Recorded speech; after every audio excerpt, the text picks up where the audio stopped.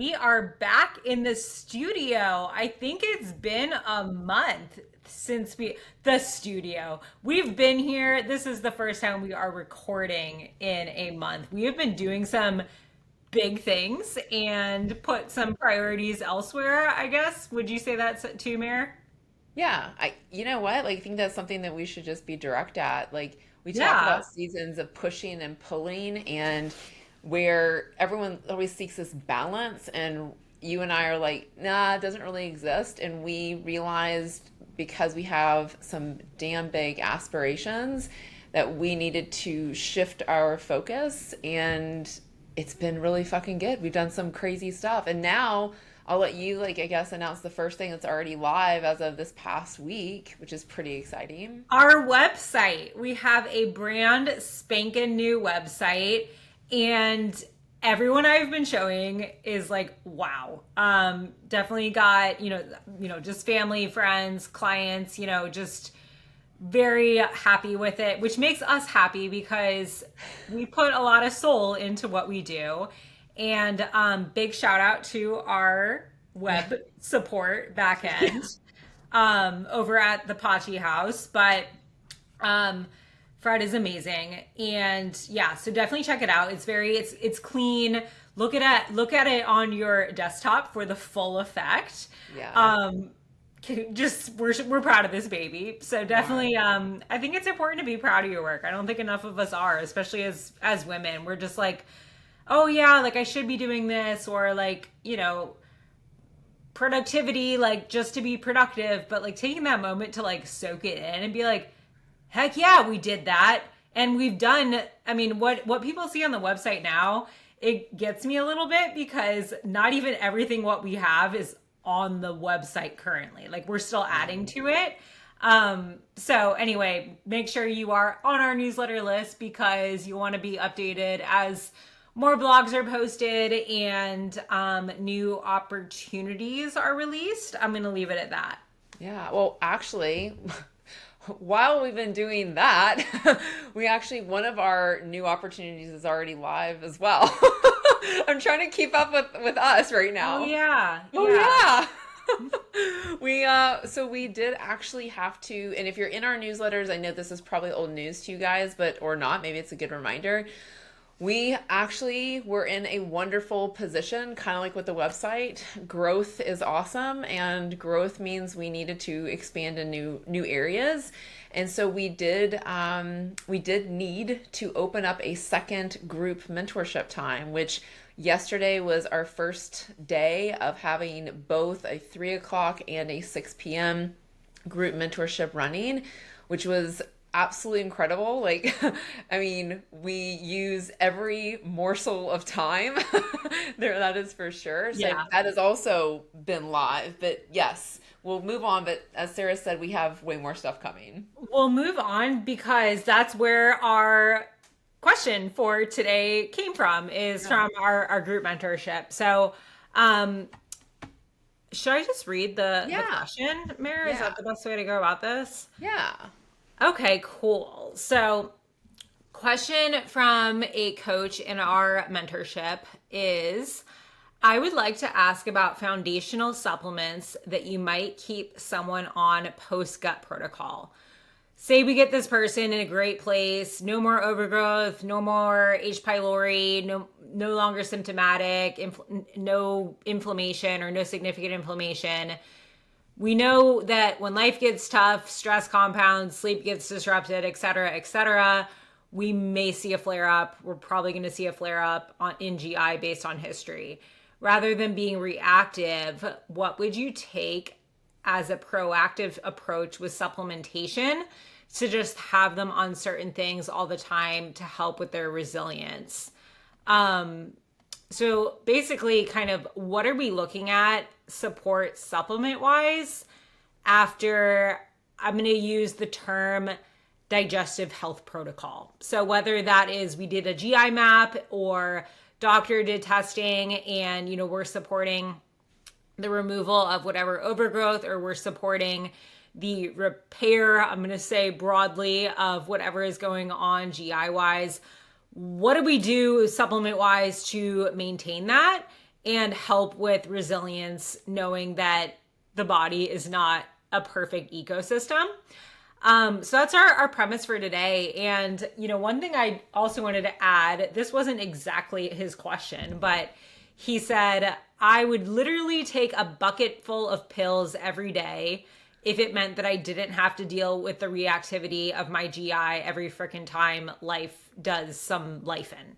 I think everybody would feel that way. Amen. Yeah. So like you're definitely not alone. Like if you like have those thoughts or you're like, or if you just feel reactive, like anytime that happens a lot, for, the, clients that I work with that have been through maybe extensive or longer, gut protocols, maybe more than one. And, it's that trigger response when, let's say, they have 2 days where they don't have a poop and it's like, oh my God, is my SIBO back? Or, what do I need to take, coach? And it's like stepping back in that moment and looking at one, what are we already taking? Is this truly a one-off or is this becoming a pattern? And what else is going on contextually? Because maybe it was stress that triggered it. Is this a stressor that maybe is sort of within our control? So what can we do to support you there? Potentially, what supplements can we look at adding in? It's definitely a common thing. But I think first we have to define our goal after any type of digestive health protocol. So I'll let you kind of start with that. Yeah, I think that for like myself and Sarah, I'm going to say initially, if we're coming off specifically the first question, which is coming off a gut protocol, that support as far as that, I'm going to call it that immune system support, is going to look largely the same as the one that typically Sarah and I always start with supporting the immune system, calming the gut down. So bringing in things that are calming, soothing, not antimicrobials that are killing, not things that are grabbing biofilms, et cetera, et cetera. We start with calming and cooling things down. So initially, right after a gut protocol, essentially you're going to be on those same things and just weaning things off slowly but surely. That's what I start with, or that's what I should say I finish with. And I normally keep that in. I mean, like you mentioned, it really depends, and I hate to say that, but it really depends on the person. How bad was it? How long was it that bad? So for example, we had an example on last night's call with a case study where this has been something that's been ongoing for this person for years, right? So what are our expectations, right? And I think that as coaches, it can be, a lot of coaches can, like he said, we don't want to be reactive, but I think a lot of coaches, their knee jerk is wanting to, and I say this softly, they want to save. And they want to be the savior that does it the quickest. And the quickest means that it's the best. And I think that we talked about expectations, and that's not something that Sarah nor I, we project with our clients. We're very realistic with regards to timelines and expectations. And just in doing that and taking the pressure off the client of, if you are not fixed, and I'm using air quotes for those who can't see me, if you were not fixed perfectly within 8 to 10 weeks, that's putting a lot of pressure on somebody. And as well as you and a coach, and you cannot control what their body is doing. So taking that pressure off of them, looking at this, what Sarah said as far as like what can we control and the stresses, that is one of them, is taking down the timeline control of this urgency and saying, hey, you know what, let's calm things down and walk you off any antimicrobials, any biofilm, whatever, and then continuing with that immune support and letting things play out for a while and see, how do you do? How are you coming back from this? Are we still symptomatic in any capacity, and how are those changing? That's my knee-jerk immediately post air quotes protocol. Yeah, I like to think of it as a sandwich is kind of how I explain it to people. There, like you said, there are some that maybe we leave in, throughout, let's just say, a 3-month, phase, as far as support. But what you start with is what you need to most likely kind of finish with or keep in place. And that's not just limited to supplementation, right? So that is obviously something we have to say, because for us, we're not a pill for every ill kind of girlies. And what, you had said is, having this giant stack of supplements on hand, or that you're taking and, maybe relying on for just in case situations. It often does work better to have that more solid foundation, which can include supplements. It can include, our basics like magnesium, like fish oil, like electrolytes, for example. But it's also the meal hygiene. It's, thinking about your training. Like maybe during, your gut protocol, we reduce training volume or intensity to let that GI, calm down. Or maybe we noticed, hey, training super early in the morning, like getting out of the door at 5 a.m., 6 days a week, really isn't serving your nervous system and isn't giving your body time to maybe have a bowel movement, or it's causing issues later in the day.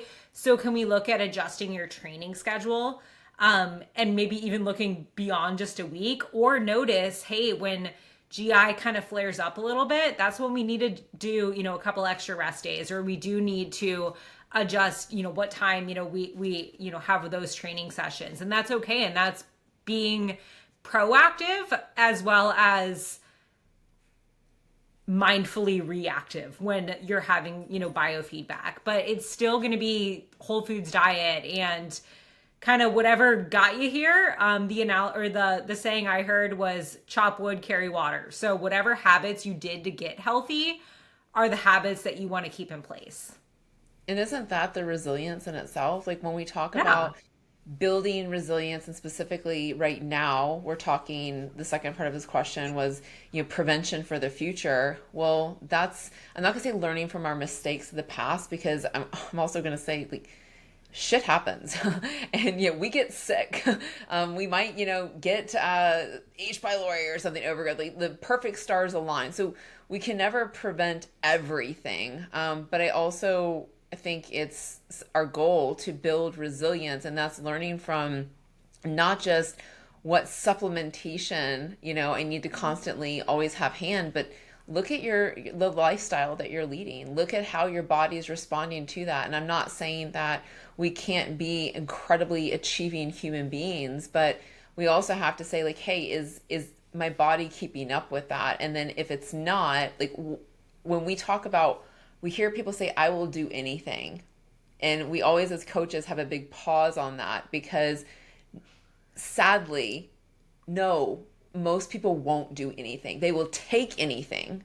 They will take any supplement long as they can afford it. Yep. Yeah. Long as they can afford it. And even if they can't afford it, they will take anything. But when it comes down to sitting someone down and saying, hey, we need to reevaluate, like you said, like how you're training, how you're eating. And if that reevaluation holds up the mirror, and the mirror says, guess what, right now in this season, how you have been operating for the last, 5 years, 10 years, or even longer in some people's cases, guess what? We got to pivot. That is not serving you any longer. That's where a friction point can happen. So I think that you nailed it with, it's not just about having the supplementation on hand. It's during that time of, a gut protocol, it's truly learning, like, hey, what do I need? What does my nervous system need? That's true systemic healing. That is like what we are about. And that's not to say, again, that you don't just support that ecosystem with tools that we have available. And I think we would both agree that we're gonna most likely have some type of probiotic in place after any type of removal or kill off phase. It may be some of the same probiotics that were in before or during, the protocol. So for example, something like a Saccharomyces boulardii, something that's going to support the immune system.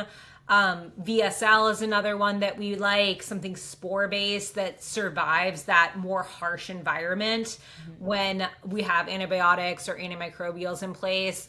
or it may look like switching to something more like broad spectrum, as far as a probiotic goes. And with that too, again, thinking like diet, lifestyle, we're also considering nutrition around this time and keeping up those good habits, or maybe, introducing foods that maybe you haven't had in a bit, or different fibers, just variety for variety's sake. It's been 3 months, let's say, 4 months since you started this. Maybe what's in season at the grocery store is different, most likely. So that's a great opportunity to rotate some fiber sources.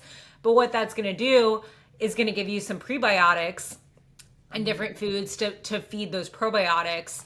And again, just support this new environment that we're trying to create that is a strong intestinal barrier, strong, mucosal health. Because back what you were saying at the beginning, I mean, that's kind of what we're doing here, is we're looking to rebuild that immune system and that mucosal lining.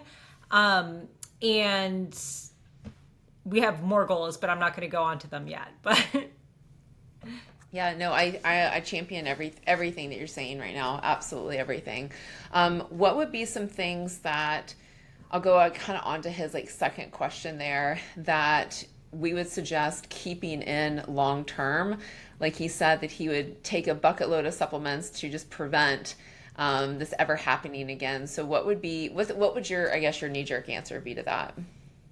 it actually wouldn't be a probiotic. So I don't think we always need to be on a probiotic.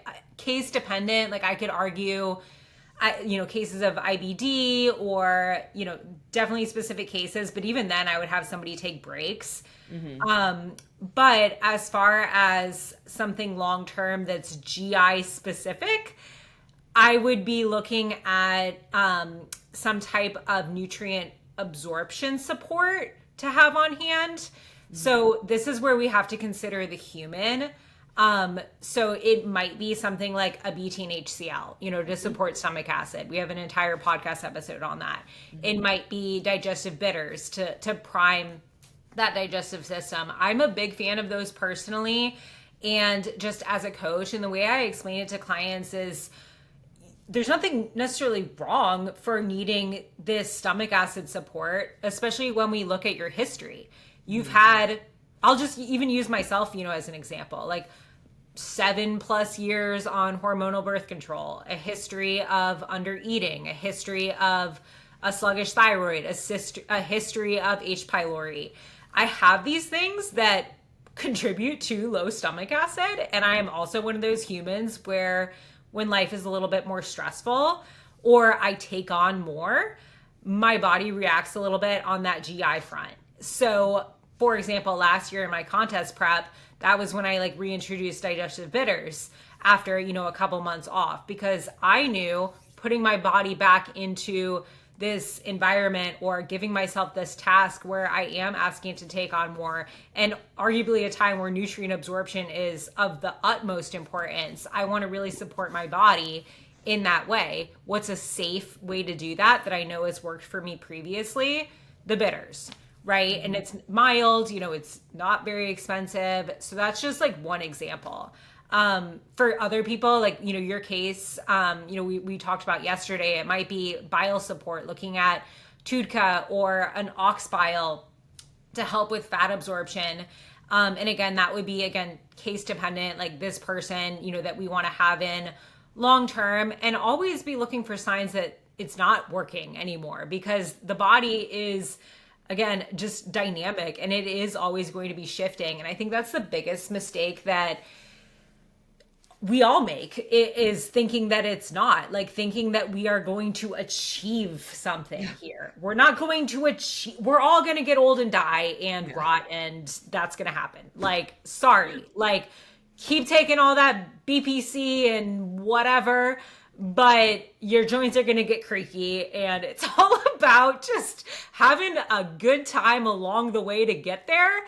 And that means stepping back and looking at, what you specifically need, and not always seeing yourself as a project to fix.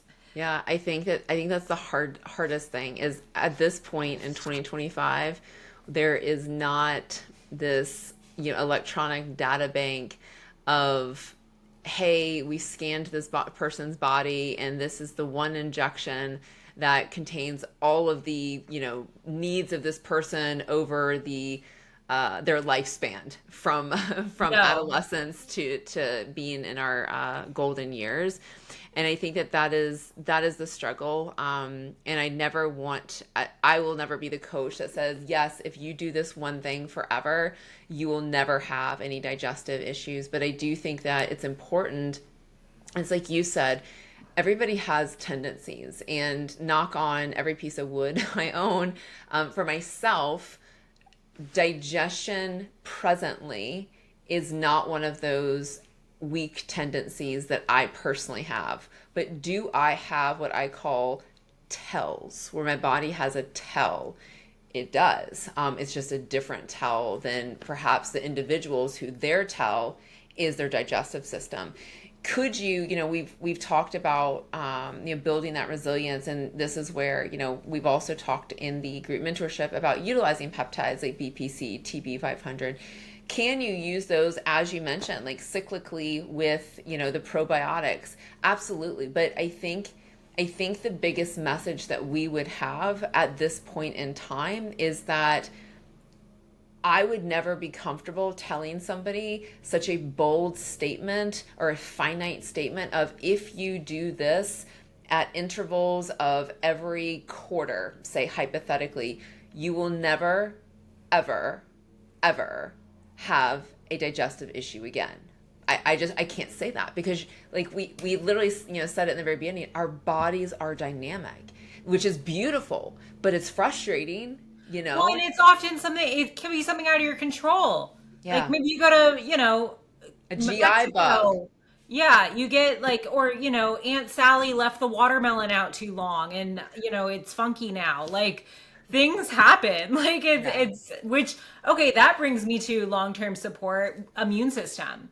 Yeah. We are big fans of utilizing something like a colostrum. Mm-hmm. Colostrum and zinc carnosine together actually have been researched and shown to have benefits, especially for athletes, especially for training, periods of hard training. So that might be a time, like maybe you're in a big training block, or maybe some endurance training that does usually lead to some, no, I shouldn't say can leave you more vulnerable to more just heightened intestinal permeability because of that stress. Let's add in a little bit of support in the form of colostrum and some zinc carnosine for that gut lining and that immune system. And this is again where we have to like step back and look at like the person. Like, was this a case of insufficiency where like we did need maybe just that longer term nutrient support because we had an insufficiency of digestive enzymes or pancreatic enzymes, whatever? Do we have an insufficiency, quote unquote, of secretory IgA and seeing some signs that our immune system needed some support? Maybe that's something that we want to have in long term. And it's also like, we were talking about this, like it's not just GI supplements, like things like vitamin D. People don't realize it supports your immune system. We know that, for most of us know that. And that goes along with, gut health. Yeah, exactly. I could not agree more. It's funny. I was sitting here just kind of thinking, coming back to that lifestyle piece on, perhaps if you feel like you're going through some, like for us, we started the podcast opening by saying, hey, we're going through a major push season where we have a lot going on. So this is where I think Sarah and I do a really good job of auto-regulating, which I'm going to tell you right now, it's taken us a lot of fucking failures to get to be where we are right now. And I'm also not saying that we always like the auto-regulation, the choice that we know we need to make. I'm not saying that either, but at this point, knowing that we're in a season of major push, and we have non-negotiables for ourselves personally, as far as taking care of ourselves, which comes into that auto-regulation, because we have to continue to show up for our clients, continue to show up for our mentees while still building, what we're going for the future. And part of that is like, hey, checking in with ourselves and checking in with each other on what do I need right now? Do I need a little bit more sleep right now? I know that, you know what, these next couple of nights, they're going to be some longer nights.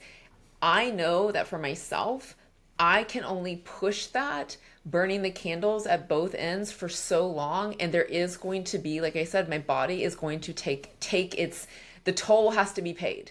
Yeah. And I either get ahead of it and I'm aware of that and I know it, like, hey, I'm going to get ahead of this, and just because I'm getting ahead of it, making a couple of calls of, hey, you know what, maybe that my RIR and my training needs to change a little bit. Maybe I need to create a little bit more boundaries within my day to allow myself more space. Does that mean that I'm a failure as a human because, I'm not, hustling every single minute of the day? I'm not strung out and manic. No, it means I'm a product of my damn product. That's what it is. And that's the way Sarah is as well. And I think that that is same thing if we're talking about like digestive health. If digestive health is your tell and you know that you have these seasons coming up and you can predict that, then guess what? There's going to have to be a pull during your push. That's just going to be how it is. Can you bring in like the things, look at your micronutrients, look at maybe bringing in some zinc, carnosine, some colostrum? Abso-freaking-lutely. But we're not going to say that by pulling these things in, it means you can continue to do deleterious things to your health. Oh, that's so true. Like we all want to have our cake and eat it too. And you might have to take things out, and that sucks. Or you just may have to be mindful of the quantities as I'm sipping my coffee, right? Like, okay, if we're in a stressful phase, we may be predisposed to just reach for the caffeine. But what do we know about an overload of caffeine as far as that digestive health? Probably not great, right? Even like people think, caffeine for constipation, it can have the opposite effect. It can make it worse. So drink your water. And just it's being mindful. Yeah. And that's what it comes back to. And I think for you and I working with clients, that's what we said, and that's our last episode is that resilience is during this healing phase.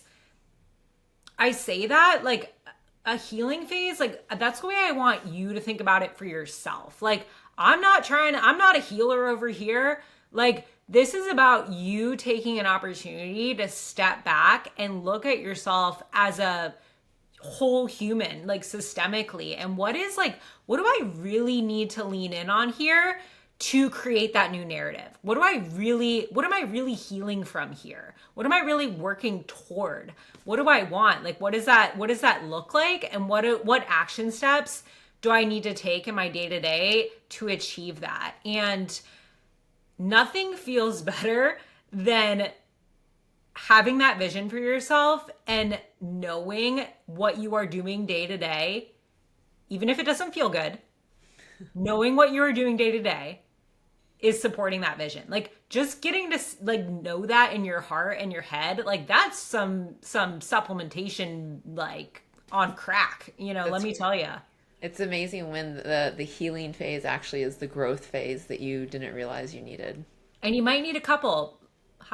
Like you might need to fall on your face a couple times, and that's okay. And that's where that's where we see ourselves, like when, especially like with our consultations and, in those strategy sessions, and, the women that we work with on a more like recurring basis, like checking in monthly, is having somebody, cause you said that, like you and I check each other, but I think we all need somebody to check us, not in a, what do you like, not in a Big mean brother. way, Yeah.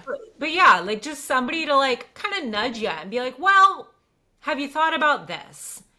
Right? Like, or, what are we avoiding here? Or just, kind of subtly reminding you of things that you already know, I think can be really, really impactful. And that's where like a lot of people that kind of quote graduate from coaching, I think benefit from, is like, it helps to just reinforce that trust in yourself. It's just having that person to bounce ideas off, because it's that community aspect too. That's a part of our health, right? Is having a good community of people to, just support all this and maybe save you some money and be like, nah, girl, like you don't need that newest peptide that whatever your friend is on. Like, I think we need this instead.